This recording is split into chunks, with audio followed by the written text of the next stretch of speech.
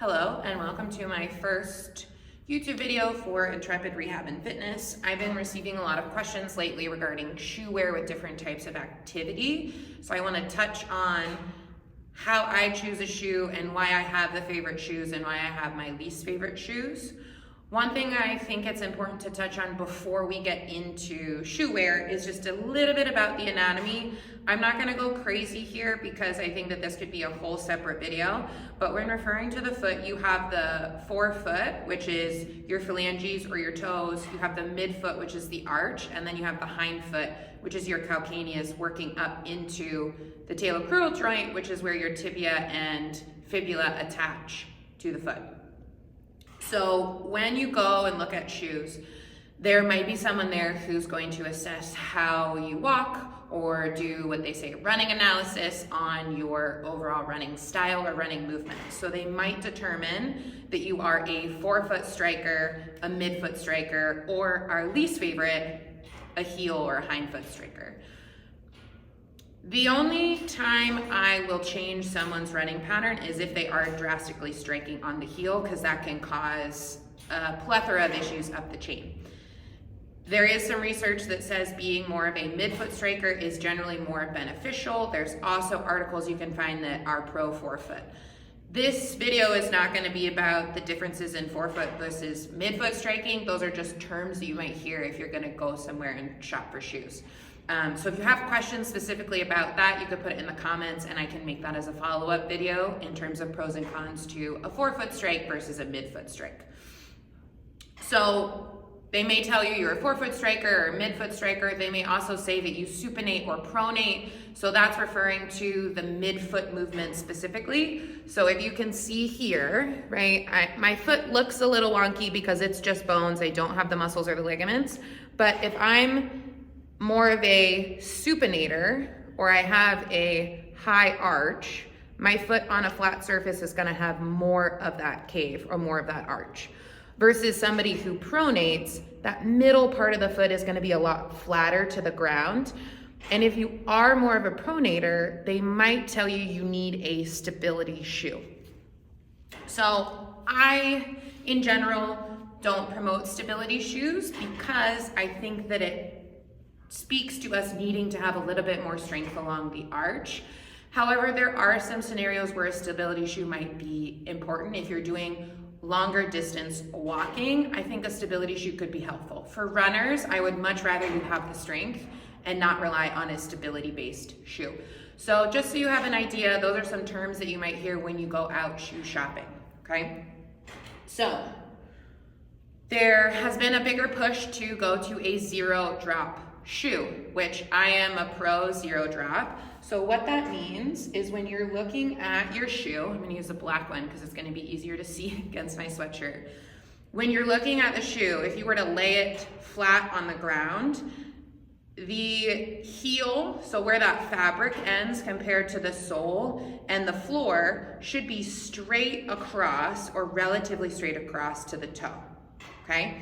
So an example of a non-zero drop shoe, more so here, right? This one isn't drastic, so it's not on the side of sort of that hefty heel, but it is more so than the last one. So you can see here that this piece at the heel is thicker than at the toe. So the reason we don't want something like this for walking or running is because if this is thicker, you're gonna have a natural inclination to try and let that part of the shoe hit the ground first.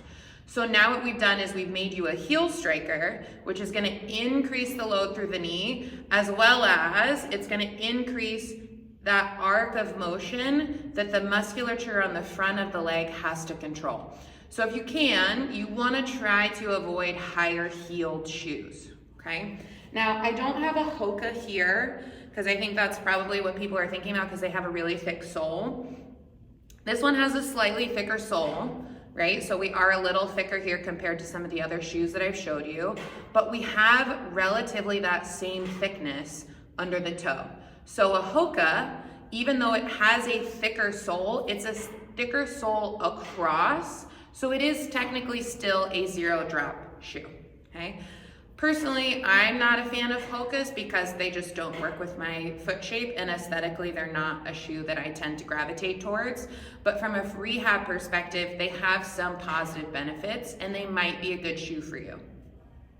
The other thing that you want to look at with regards to the sole is if we're looking at it from this side, right? We talked about the zero drop. If you then turn that shoe and look at it from the back, you want to put two parallel lines down the inside and outside of that heel. And what you're looking for is that that sole doesn't bump out a significant amount. Okay, I don't have a great shoe to demo that because these are all collection of shoes we have in the studio and most of them are doing pretty good.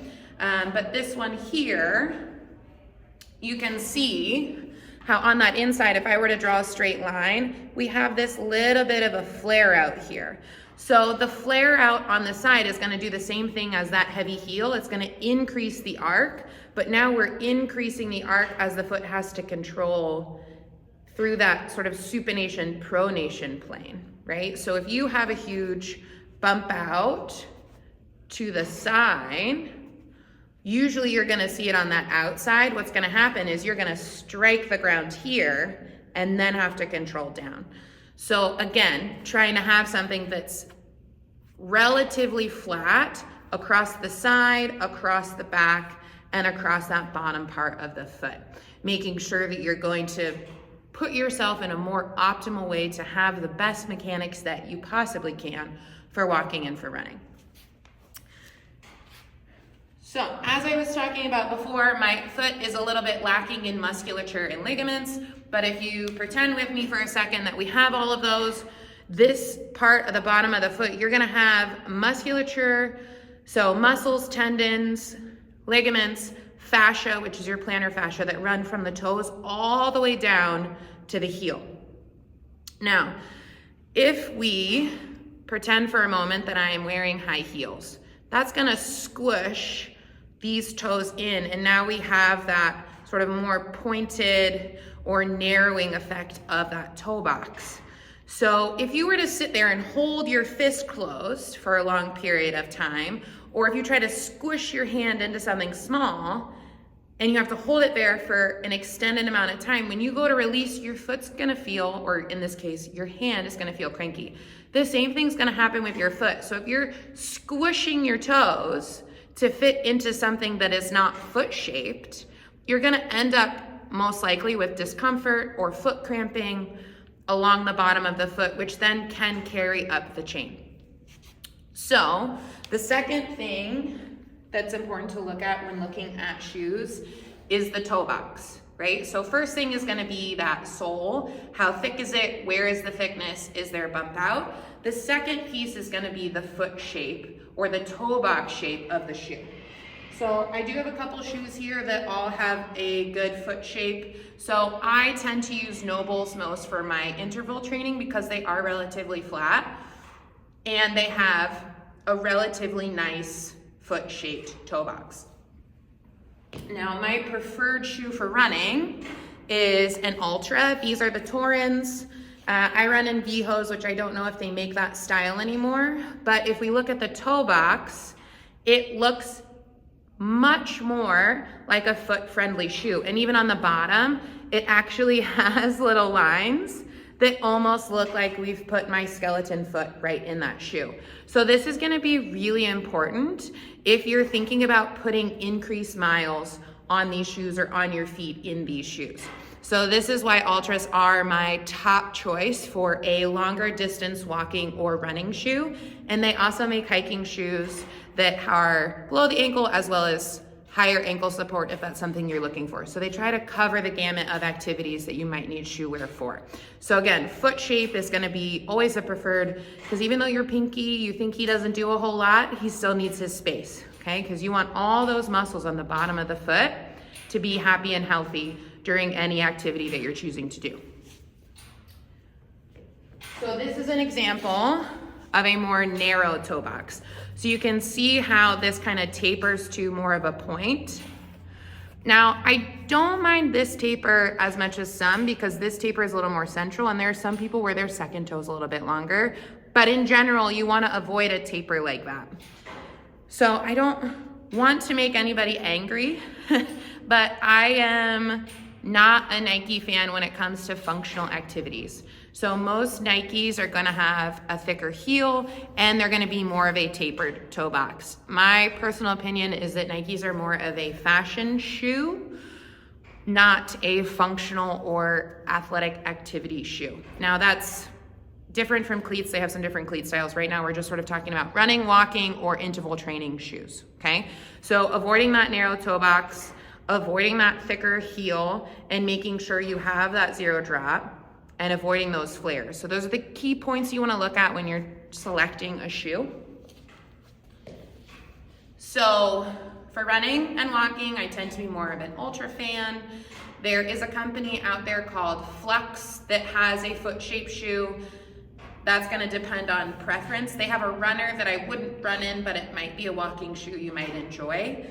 I prefer Nobulls or the interval training shoe from Altra as a interval training shoe if you're working out somewhere where you have to wear shoes in your workouts.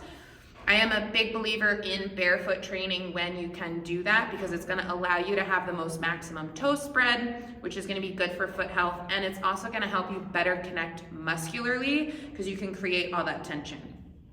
So again, I'm a big Nobull, a big Ultra fan. I think Hoka's can be a good choice of shoe for individuals with walking and running goals, depending on how you feel in that particular shoe. So I might feel great in an Ultra, it might not work for you. You might love a Hoka, I don't love a Hoka for me. So there are still going to be small variants across individuals. Now the Hoka does have a slightly more tapered toe box compared to the Ultra and the Nobull, but it's not gonna be quite as tapered as your Nike. There are some Brooks that have a smaller grade across the sole. So if you are an avid Brooks fan, you can find styles within other name brand companies that are gonna offer you that Xero drop and might have a slightly wider toe box. I previously ran an Asics, so again, they're gonna have some that are gonna be more Xero drop as well, but typically I recommend people to look at Altras and Nobulls first and then going down the line.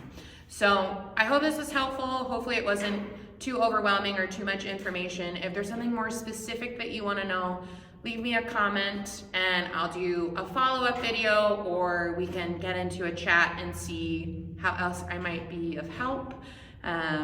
Because I really do enjoy talking about shoe wear. I don't want to say feet because that's where it gets weird. I do enjoy talking about shoe wear because I think it's a very vital piece of everybody's everyday life, and because we wear shoes so often, it unfortunately gets overlooked unless you're someone who's in a highly competitive area.